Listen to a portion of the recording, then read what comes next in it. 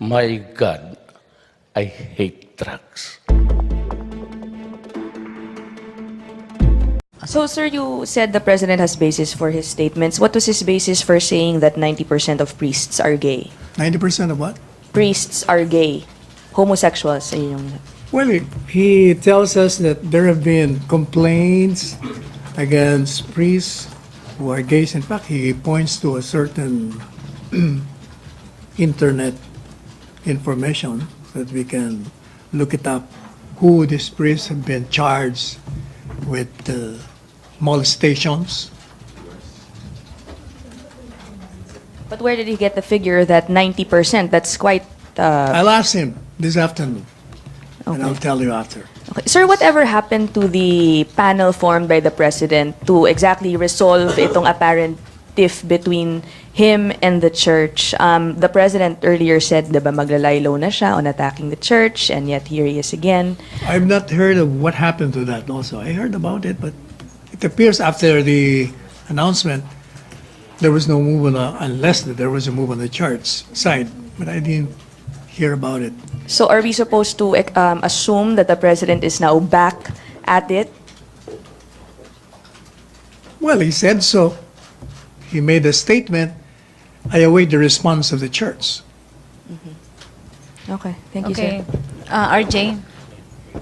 Sir, on the killing of the bishop, so, sir, is it an appropriate statement for the president to say that the fact that previously may mga pinaslang na mga pare?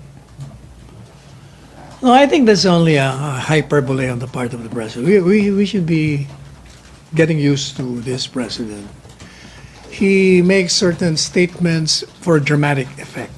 But he actually means stop criticizing and do some good for this country. Help us.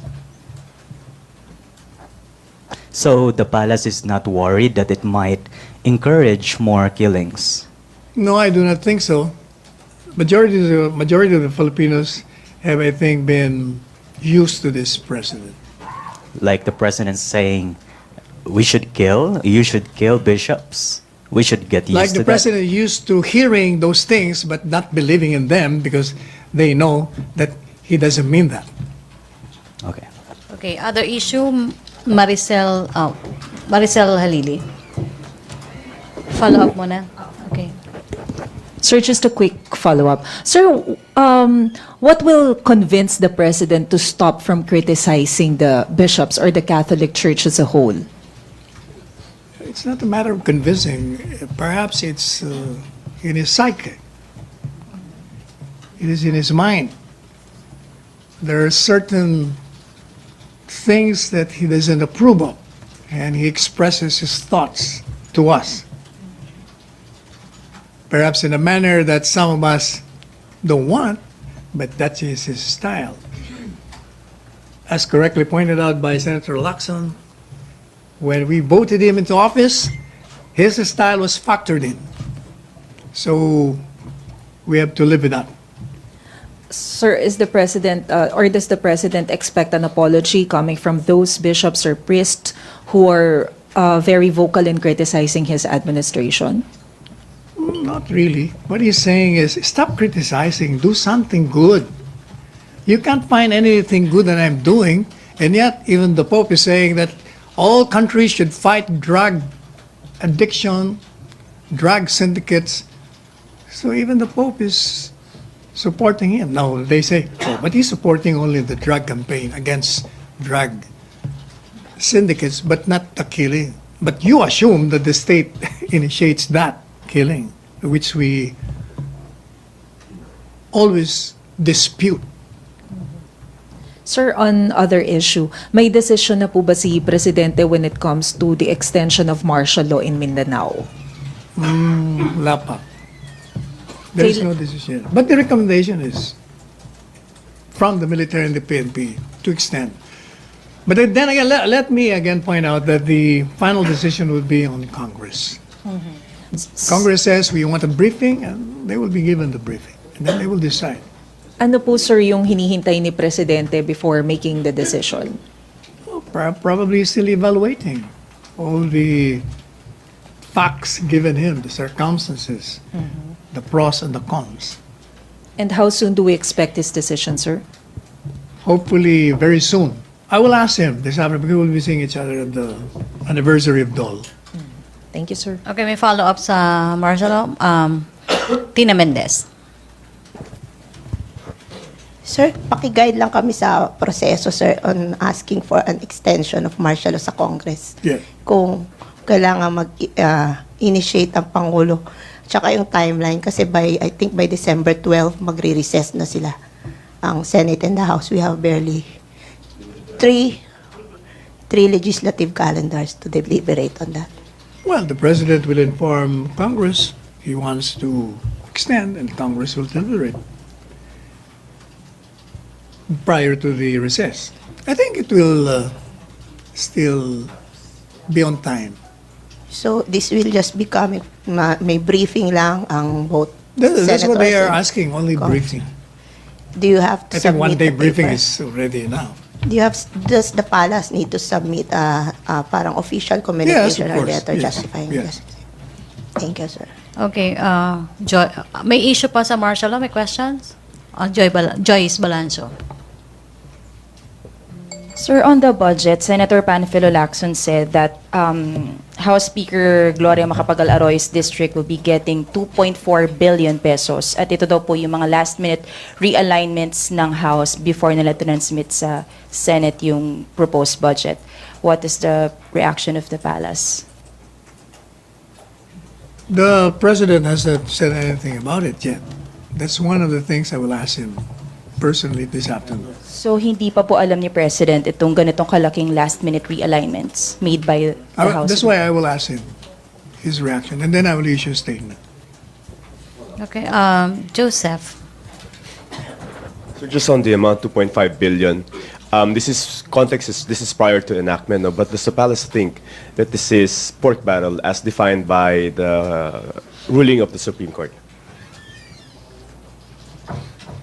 I really don't know how that can be classified. I haven't also seen the specific budget allocation.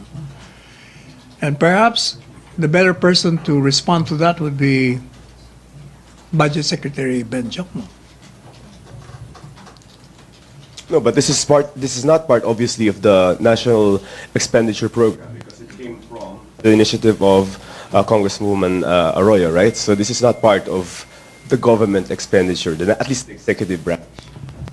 You need, to me, what is important to me is whether those allocations are geared for the benefit of the constituents where they are assigned. So if it's geared and earmarked by a congressman for their constituents, the palace is okay with those kinds of allocations. For as long as those money are spent where they should be spent. But if those money are going to spend outside of the real purpose, then that's corruption, and we will not allow that. Ina. Is there not any, don't you see any issue with how big the amount is compared to the amount received by other provinces? I believe the average is about 60 million for the other provinces, and then biglang magsa-spike up to 2.4 billion for one province? Well, I think we should ask the Speaker why the allocation is that large as compared to others. But what you're saying is if it shouldn't be a problem if sa tama naman pong programa mapunta. Is that what you're saying? Despite the big amount? Depende. If the other areas also need that kind of amount, then it should be distributed to those areas. Other provinces, you mean? Yes, of course. Thank you, sir. Okay, follow-up ka ba? Jopel? Microphone?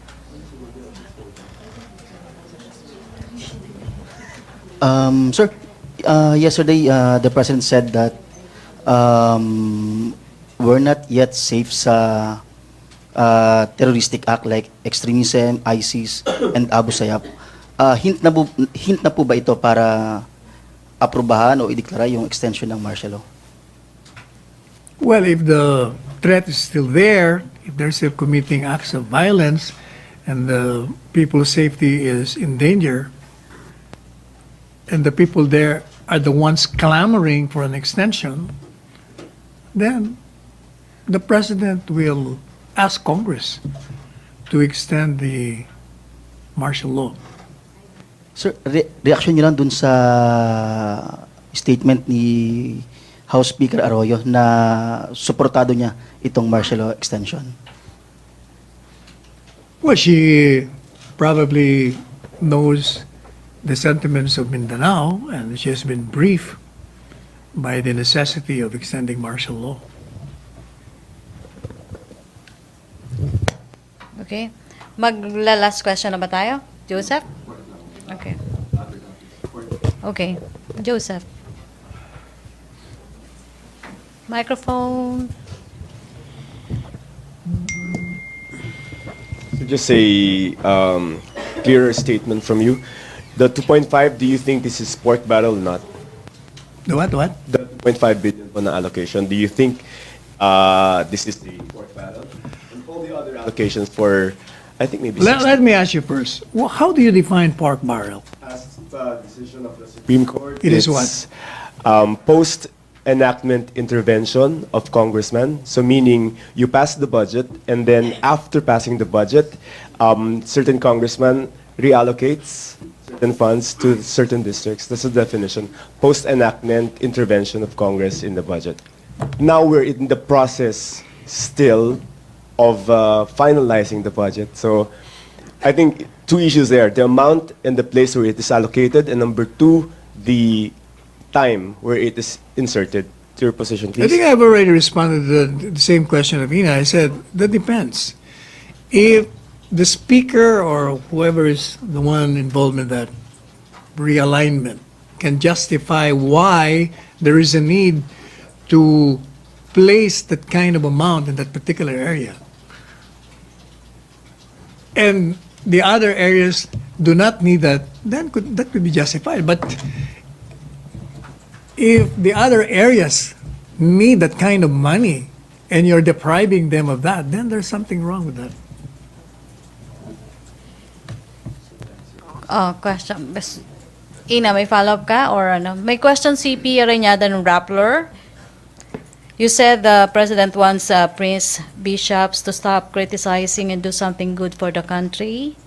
So the president thinks it's proper to threaten people who criticize him. Does Malacanang think people have no right to criticize government policies? That reporter is putting words into my mouth. First, the president is not threatening. What I said is, he is being criticized, and the president is saying that instead of criticizing, or you can even criticize, but at the same time, you give us constructive suggestions.